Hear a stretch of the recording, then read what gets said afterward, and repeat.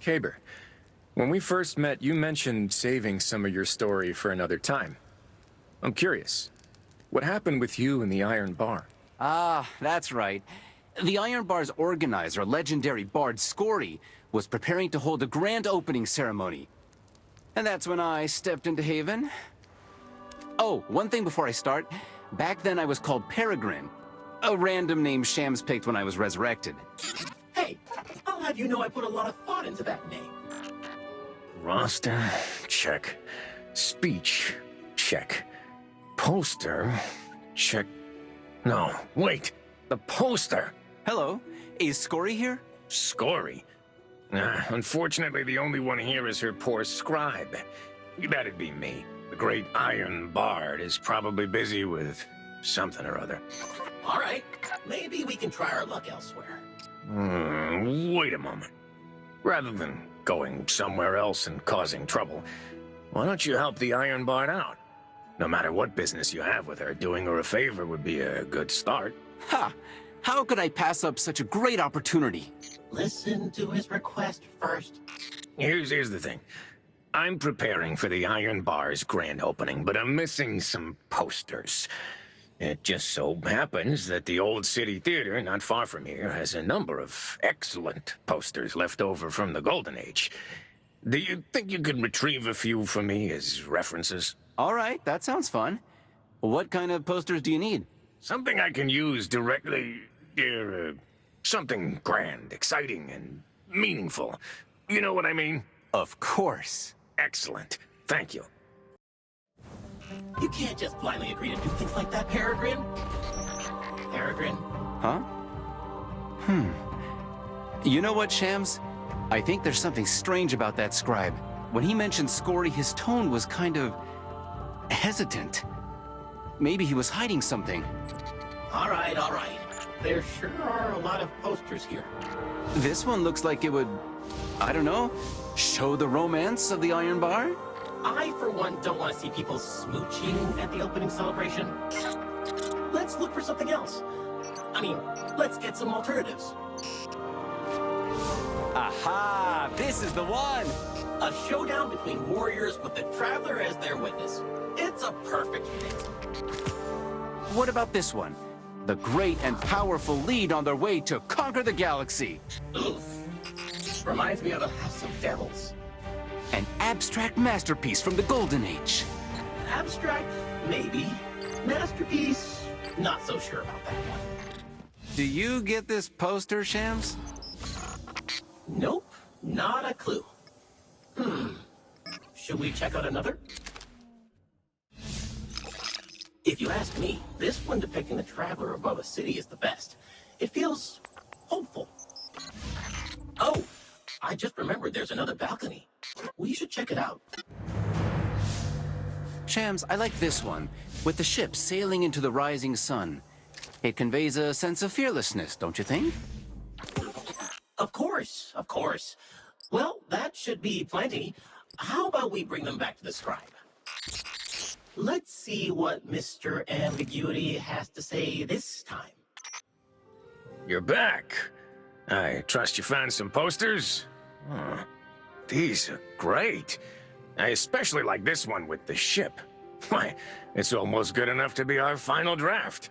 Well, wait, you're serious? A ship and an arena? Add the title of Iron Bar to the top. Huh? Editing? We don't need to do that, do we? I'm glad you like them. By the way, has Skorri returned? Oh, unfortunately, no. Could something have happened to her? No. Don't worry, she's... Well, my guess is that she's just somewhere nobody can find. Personally, I think the upcoming opening of the Iron Bar is a bit more important than Skorri's whereabouts. So, why don't you help me distribute these flyers around Haven? So, you didn't even see Skorri?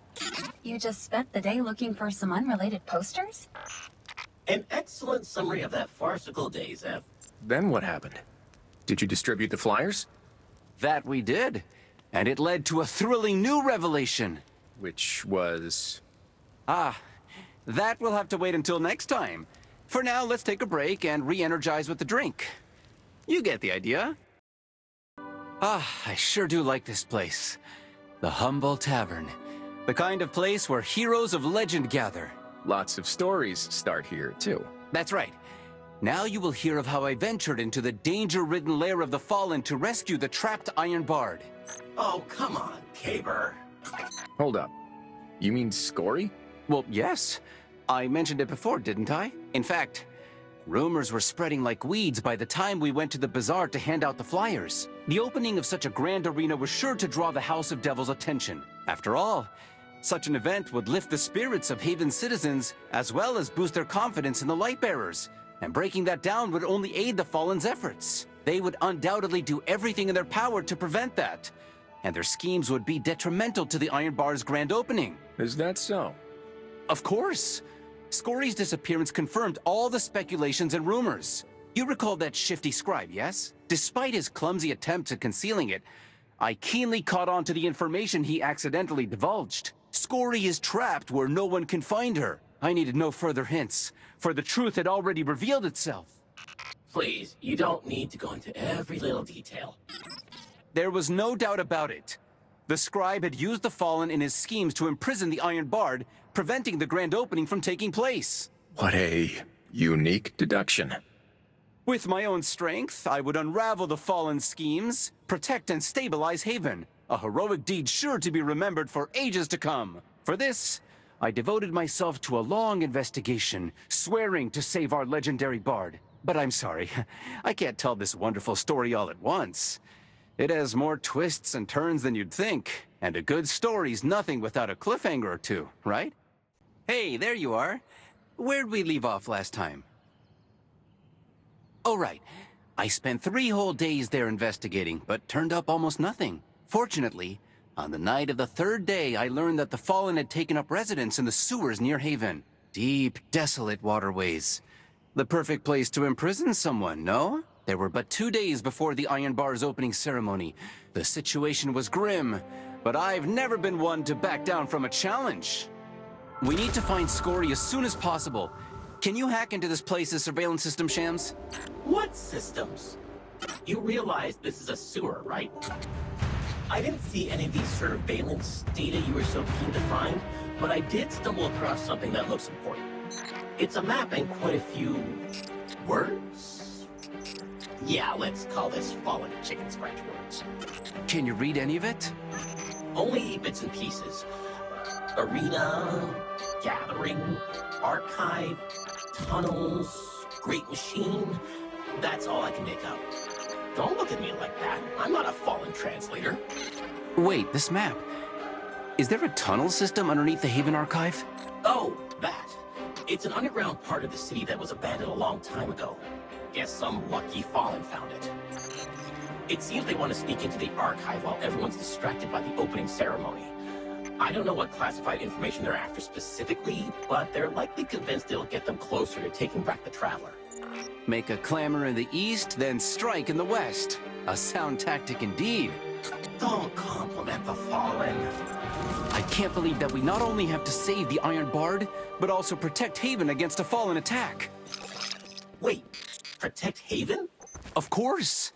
Fate is testing us. It's given us a chance to thwart a great conspiracy. Or maybe Fate just wants you to tell Skorri about what you found. Who's there? Peregrine, something's... Who are you and what are you doing here? Ma'am, we don't mean any harm. Say something, Peregrine. You mean to tell me you spent days painstakingly investigating, then ventured deep into the sewers and came all the way here, just to rescue... me? Who had been imprisoned by a scribe in league with the Fallen? Oh my goodness! Open your eyes and look around! Birdsong and fragrant flowers, calm and peaceful, and most importantly, not a Fallen in sight. I was getting nowhere with planning the opening ceremony, so I decided to take a break and look into a rumor about the Fallen. Incidentally, that led me here. The perfect place to meditate and get inspiration. Organizing an event so grand, it'll have Haven citizens talking for years to come, all while dealing with a potential invasion is no easy task. After racking my brain for days on end, I'd finally conjured up the faintest bit of inspiration. Only for you two to barge in and interrupt me before I could bring it to life. Sorry about that. Is there anything we can do to make it up to you? It's simple. Just add me to the opening ceremony lineup, and I promise I'll deliver a performance worthy of being immortalized in poetry. Gentlemen, leaving me here alone would be more than enough. Or maybe we should stop the Fallen scheme first? Oh, don't worry about that. I'll have Yolder and her apprentices guard the sewer entrances. Wait, this could work. Listen, Mr. Savior, I can tell you're a fearless hero and a capable light bearer. You want to join the event to prove yourself in the Iron Bar, don't you? Yes? Oh, I knew the Iron Bard would get me. So this opening ceremony must go off without a hitch. We can't allow any disruptions. Just as we can't let the hero's journey be cut off by the Fallen's destruction. I get it. The hero's journey. That's exactly what I was thinking. That means we need a reliable, nameless hero to stop the Fallen. He'll become the final Aegis shielding haven. But when the lights first shine on the arena, nobody will be cheering for him. You mean... I understand what you're saying. What my mission would be. But it's at odds with what we were hoping for, isn't it? Fighting the Fallen behind the curtain without anyone even knowing. I know it's a tough choice, gentlemen, so you don't have to choose right away. Will you take center stage as you'd want it, or secretly work to carry out justice? I look forward to hearing your answer. Then what happened? then Skorri told me to meet her at Bad Old Time in a few days. No. What I mean is, what did you decide? Oh, that was a tough choice. I was having a hard time making up my mind. So a few days later, I met with Skorri, and we had a long chat. We talked right downstairs. If you're interested, we can grab a drink there and continue the story. You would never imagine it, Wolf. I, Kabr, sat opposite Skorri, the legendary battle bard who had seen countless heroes rise and fall, right where we're sitting now. That reminds me, I still don't know what brings you to Haven. Oh, actually, I came to Haven for you. For me? That's right. Every hero's story needs a poet to witness it, doesn't it? Without a poet, the hero's tale cannot be passed down. And you, Skorri, are the greatest poet of this era. Perhaps my thrilling adventures will inspire you, allowing you to write them into an epic, or something like that. No. You. Oh dear, you've got it all wrong. You're simply defining a hero as someone whose tale is passed down. Tell me, what do you think of heroes who aren't praised by all? They're... Obviously, you have no way of knowing. But I wouldn't say your point of view is entirely without merit. On the contrary, it's given me inspiration. That's why we're able to have this conversation. I think a hero's lifelong pursuit shouldn't be people singing your praises, or rather, it shouldn't just be that. It should be a difficult trial, a fated challenge, even something as small as a tuft of golden fleece, like in the ancient legends. For all heroes? For all heroes. The only thing they've got in common is that they're all trekking along some stretch of no man's land. And the havoc along the way may stop them in their tracks, but it can never hold them back. But that doesn't make sense. Everyone should have a goal to work toward, right? Sure. Heroes will find themselves some unique pursuit, some great unknown, that they're destined to encounter on their journey. It becomes the hero's calling. And when that time comes, the so-called witness is no longer just a single bard, but thousands of poets, biographers, historians, and playwrights who will tell their tale for generations to come. Folks will pass the story on through words. Perhaps one day we may even call that story a myth. That's... Oh, and of course, if I'm lucky to witness the birth of a myth, say you, Mr. Savior, then you can bet your bottom glimmer that I'd pass it on. Ha! I knew I... Don't get too excited. To tell you the truth, you still have a long road ahead of you, and seeking your golden fleece isn't something you can accomplish alone. We don't have much time left. You can choose to join the opening ceremony and prove yourself against your fellow Lightbearers. Prove yourself to be the greatest warrior among them. Or you can accept this mission to crush the fallen schemes and keep Haven safe. Even if it means no one may ever know who you were. It's up to you which stage you want to make your debut on, but you'll have to decide before sunrise. What should we do, Peregrine? I need to look deep inside myself, Shams. I need to figure out what I'm truly seeking. So, what'd you choose? Hey, the story's almost reached its final act. I've got to keep a little bit of suspense, you know? Where did I leave off last time? Oh, right. Would I take part in the Iron Bar's opening ceremony? Or would I fight the Fallen lurking beneath Haven? I thought long and hard about it. All the way up to that fateful day. It was a day unlike any other. One of trials and tribulations. Thinking back on it, Haven was packed that day.